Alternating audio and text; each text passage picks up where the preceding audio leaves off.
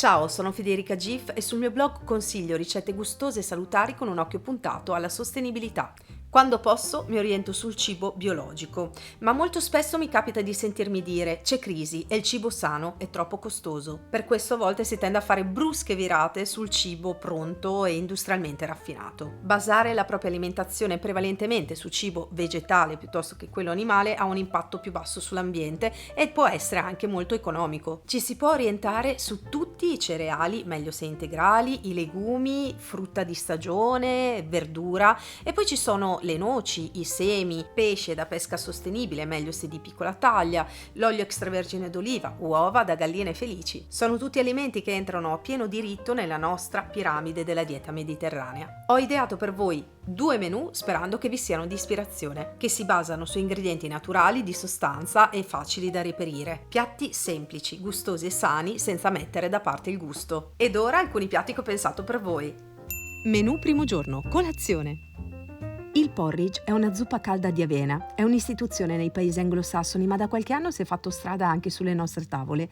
L'avena ha tanti pregi, è ricca di fibre, dà sazietà, in pratica vale tanto e costa poco. Per una porzione sono sufficienti 30 grammi, con 500 grammi di avena bio a 1,87 € potremo preparare addirittura 16 porzioni. Menù primo giorno, pranzo. Per pranzo ho preparato uno stufato di lenticchie che potremo utilizzare per condire la pasta. È un ottimo ragù vegetale. Meglio note come la carne dei poveri, le lenticchie sono ricche di ferro e la loro fama è biblica. Io consiglio la cottura a pressione che permette di risparmiare tempo e denaro.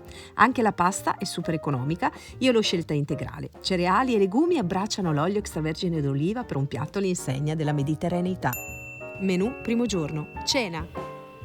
E che dire della pizza, uno dei piatti più famosi al mondo, geniale nella sua semplicità, farcita in modo semplice, può rappresentare un piatto molto sano. Pomodori pelati, cipolla caramellata e capperi è solo una delle tante possibilità. Le vie della pizza sono infinite.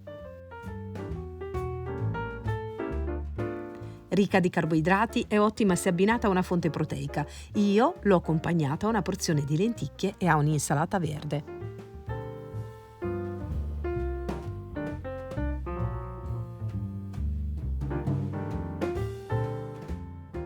Menù secondo giorno, colazione. Per il secondo menù partiamo con dei soffici pancake, senza zucchero, dolcificati con polpa di frutta al naturale. Nell'impasto ho aggiunto il limone. Un consiglio: gli agrumi biologici in genere hanno un costo più elevato, ma in un solo frutto possiamo utilizzare 2 ingredienti, il succo e la buccia. Quest'ultima la potete anche far essiccare, conservare in dispensa e utilizzare all'occorrenza per aromatizzare i vostri dolci. Menù secondo giorno, pranzo. Per pranzo ho pensato qualcosa di semplice, riso integrale biologico che si cuoce per assorbimento, una parte di riso e 2 di acqua. Non serve mescolare, ma è utile un timer per evitare che si bruci. Poiché il riso integrale impiega un po' a cuocersi, meglio cucinarne in quantità maggiore per trovarlo pronto ai passi successivi e per risparmiare energia. Mentre il riso cuoce possiamo preparare una frittata di zucchine, meglio se le uova provengono da galline allevate a terra. Piatto completo e a basso costo. Menù secondo giorno, cena. Da romagnola non potevo non citare la piadina, che è il mio pane quotidiano. Prepararla è semplicissimo e non occorre lievito. La mia ricetta è a prova di principianti. Per la cottura è bene utilizzare un testo o una buona padella antiaderente dal fondo spesso per distribuire bene il calore. La mia piada ha accolto l'hummus, una crema soffice principalmente a base di ceci, con la nota aromatica di cumino, limone e pasta di sesamo. Questa piada, a base di grano semi-integrale, insieme ai ceci, che sono una buona fonte proteica, abbinati alla nota fresca e croccante della verdura di stagione, rappresentano un piatto completo.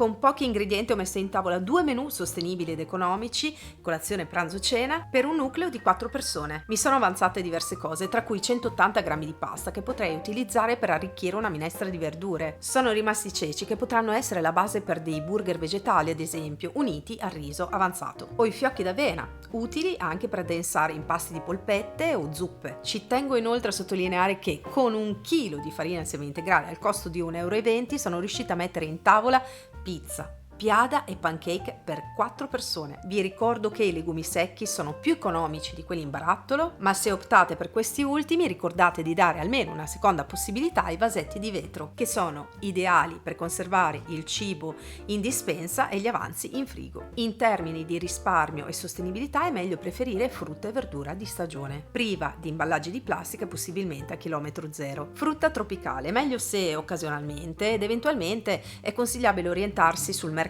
ecosolidale.